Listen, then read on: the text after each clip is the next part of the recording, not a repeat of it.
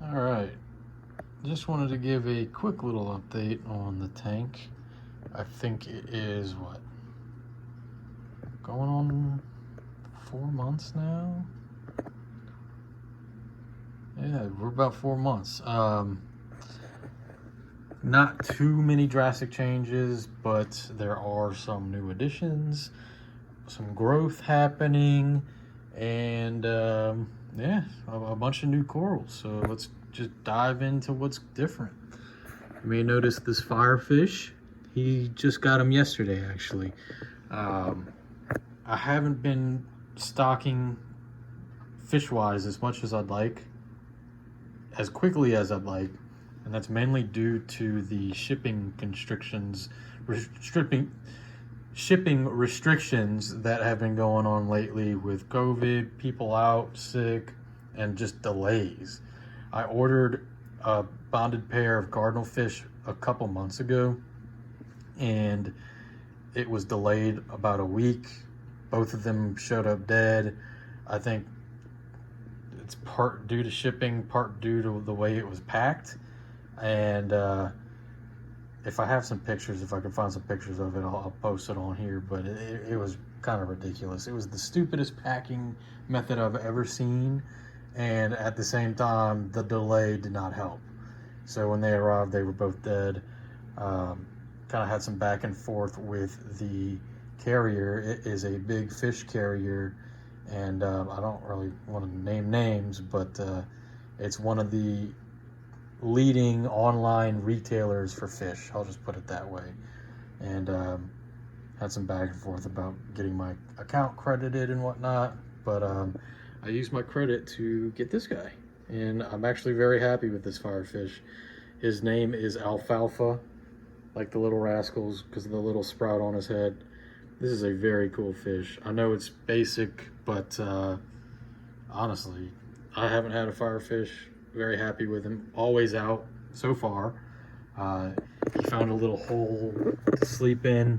He hasn't really dug any holes, but he sleeps in there, and overall a good fish. I did add a cleanup crew, some snails,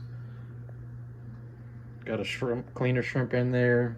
He just hangs out. I think he's just cool to look at with his antenna very long, sticking out.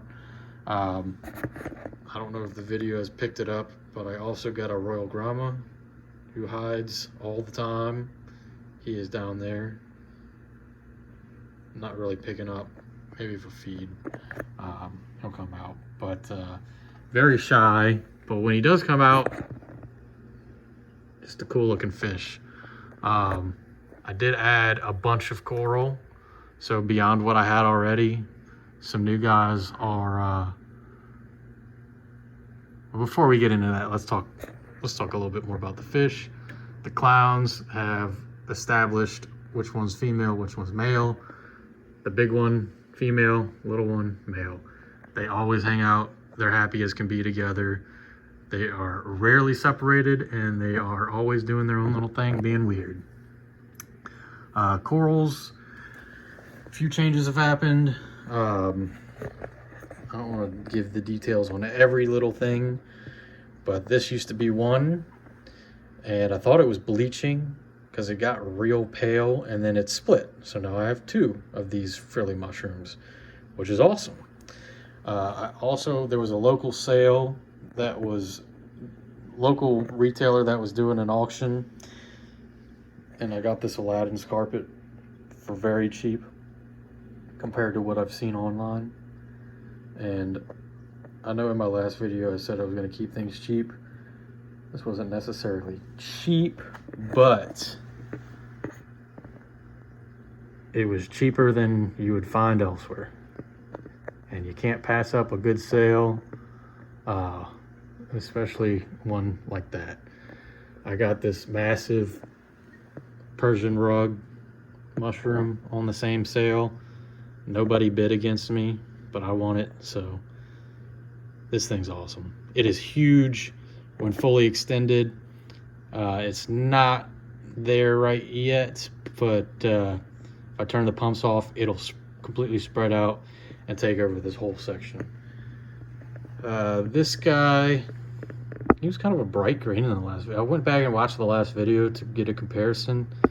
This one was bright green, and I'll get into why I think it changed colors. I don't think it's a lighting issue. It could be, but the lighting is pretty high in this tank. I mean, it sits at like 150 top to 100 at the bottom.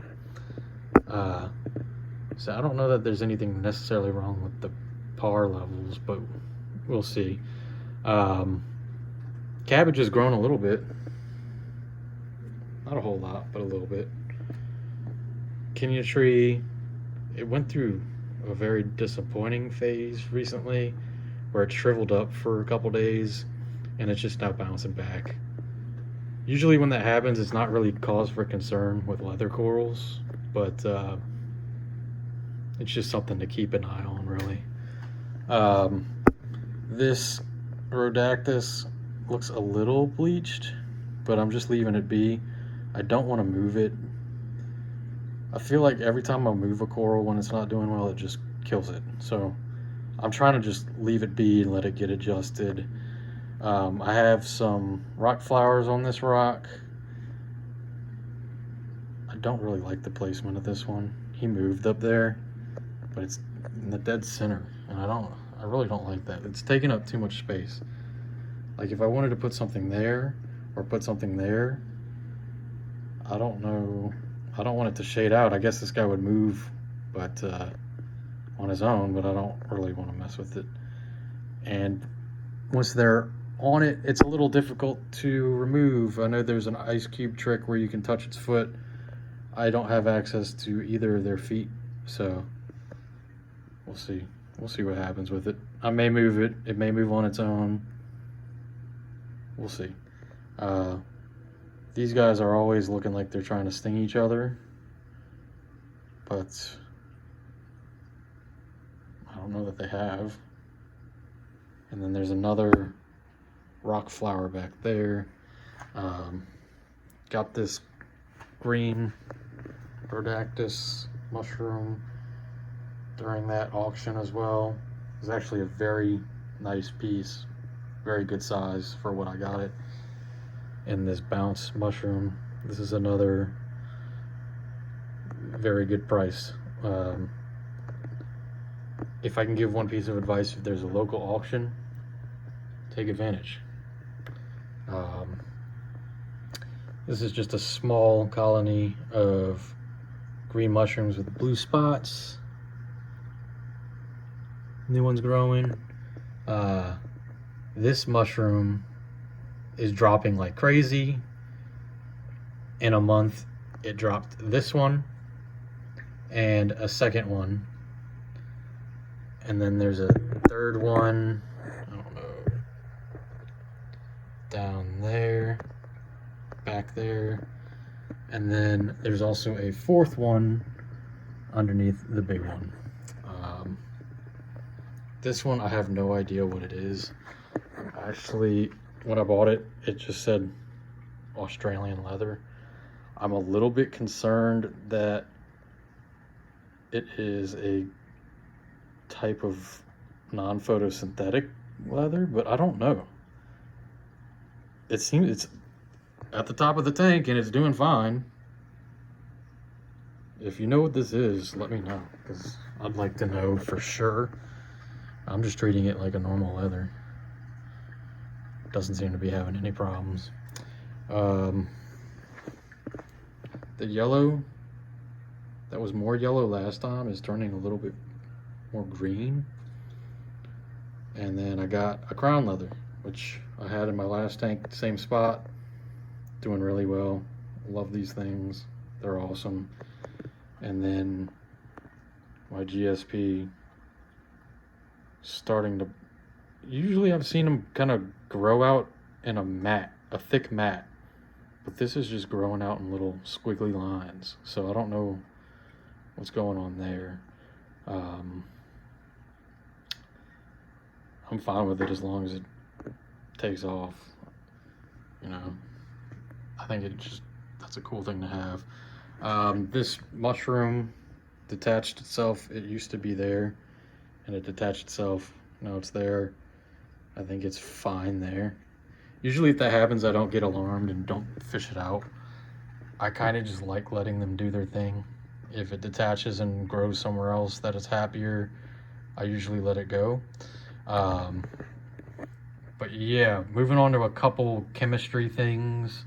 I've started dosing alkalinity and magnesium. When this started shrinking, I don't do a whole lot of water. I might water test once a week, if that.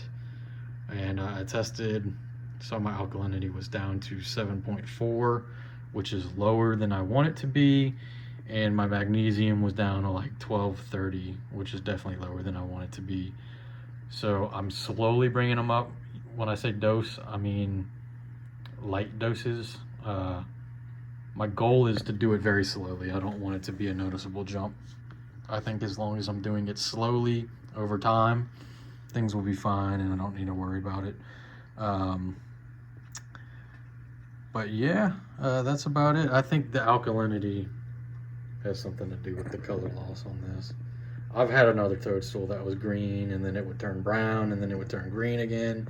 So I'm not really too concerned. And if it stays that color, it's whatever. Not really that big of a deal. It'll bounce back probably. Overall, the tank is very healthy. I don't do water changes regularly. What I'd like to do is if I feel like I need a water change, I'll do it. I might do one every 2 to 3 weeks. And the only reason I might do that is if the nitrates are getting a little too high. Otherwise, like I said, I'm going to start managing alkalinity, magnesium. I'm not worried about calcium so much because there's nothing really stony in here. Yeah, this is the state of the tank so far. And if you don't, I'll leave it off with feeding some live brine shrimp. Bulk Reef Supply sells these things. It's it's like a donut with you put brine shrimp eggs around it, and when they hatch, they swim to the center. They come in this little cup, and then you just drop them out, and the fish will go crazy. They love it. Excuse me. But yeah. Overall, wait, let's see. There he is. There's the royal gramma. Fish health. Fish are all healthy. Corals are pretty healthy, with the exception that's not as vibrant as I want it to be. It's a little pale. I'm not worried about the Kenya tree. If that'll bounce back. And then the color on this, I think. And if you're in the comments and you can correct me if I'm wrong, I just think that maybe the alk decrease did that. And that might be why this is not as vibrant of a yellow anymore.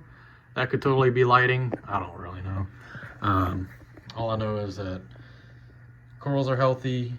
As you can see, there's an emphasis on mushrooms in this tank so far.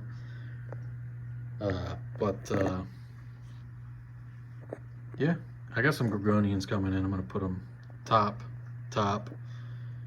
maybe one over there, one over there. I got 4 gorgonians coming in. I like gorgonians. But anyway, I'm gonna stop ranting. Just wanted to do a quick update video. If you have any questions on the balance of things that I have, or lighting, or anything like that, let me know. Like I said before in the previous video, this is going to be a soft coral dominated with an emphasis on inexpensive stuff, although I can tell you right now I've already spent enough on corals, but who doesn't love buying new corals? It's hard to avoid. Anyway, any questions, post them in the comments. I will update. I'll try to update more regularly, but if I don't, maybe in a couple months, just to show growth. All right, see y'all.